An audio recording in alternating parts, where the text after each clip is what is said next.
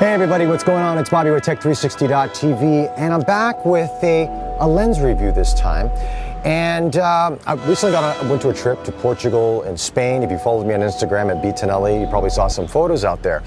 And I thought I'm there for personal, but at the same time, let's throw some work in. Let's try some cameras, some lenses, how people would normally use them when they travel to see different parts of the world, to share with their friends and family on social media. So Shriro Imaging here in Singapore was very kind to loan me the new Zeiss Batis 40mm f2, and Sony Singapore was kind enough to loan me the Sony A7RIII for this trip.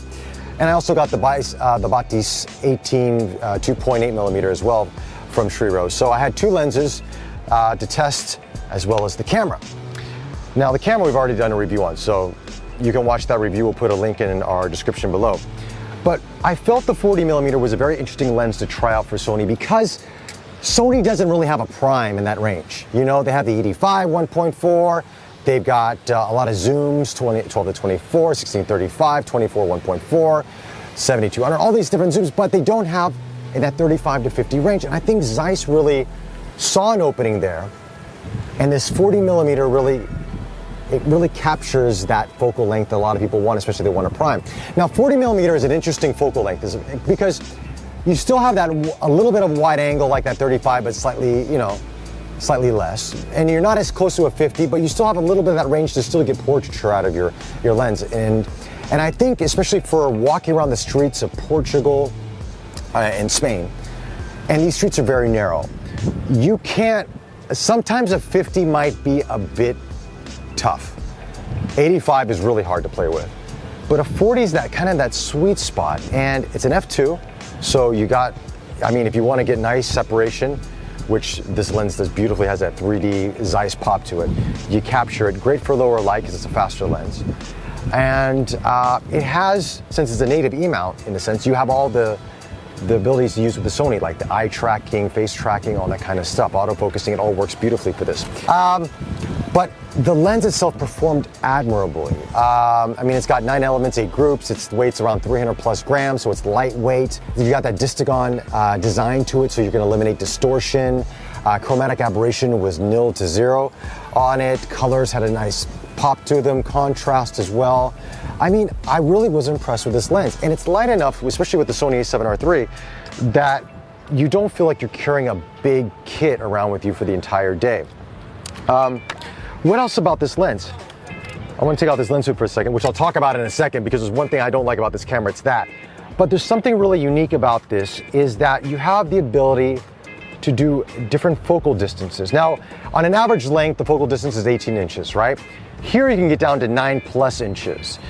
Case in point, look at this. You've got a switch here on the lens. So full, which is basically your standard lens. Then you can go from infinity to 0.4 meters. Hola! And then 0.5 meters to 0.24 meters, so for your macro. You can get up really close with this lens. Not macro, but semi-macro, right? But it gives you another option to use, which is great because that makes this lens more versatile. And it's not the cheapest lens out there. It's around 1,700 to 800 Singapore dollars for this lens alone. So you do get a lot of leeway with this lens. I mean, it's gonna be great for street photography, and especially if you want to shoot subjects as well and get that nice separation. But there's one thing about this lens I don't like, and that's this hood. Now, you see this nice compact design with the Sony A7RIII here. Look at that. Look at that. Looks great. Well balanced, feels good. Then all of a sudden, you put on this lens hood and it becomes a Canon. Now, this becomes a little obscene. It's a little long. And it really takes away from the compactness of this camera. Now, I appreciate that Zeiss wants to protect the lens and the glass. I get it, 100% get it. But here's the thing. When you're walking around the streets, and you're walking around the streets, let's say in Europe, I mean, you got it strapped over your shoulder, you want to go across, you want to go over the shoulder. Here's the thing. This is going to knock people, it's going to hit things, because it's very long, right? This is much more usable. If Zeiss would have made a lens hood that's half the length, right? You still get the protection, you still can cut out that lens flare if you get any on this, which I never really had. And it's much more usable on the streets. So that's my only complaint on this lens, is the lens hood. If you're looking for a prime lens in that 35 to 50 range for the Sony E-Mount, autofocus, you can do eye tracking, all that kind of stuff, the 40F2 should be on your list. Do want to give you a little point though on the eye tracking. I have noticed with this lens, it works, but it's not 100% accurate, meaning that sometimes you think the eye's in focus, the green box is locked on, you see the image after, didn't quite nail it. Not all the time, happens sometimes, sometimes not. I mean, eye tracking's not 100% anyway, but I found it less so than Sony's native G Master lenses. I do want to point that out. But that's it. It's a solid lens. The Batis lineup is great. Sony E-Mount, you're gonna love it. The 18mm, phenomenal lens to use when you want to capture a wide scene. Now, I was on this the Luis Bridge in Porto, beautiful sight.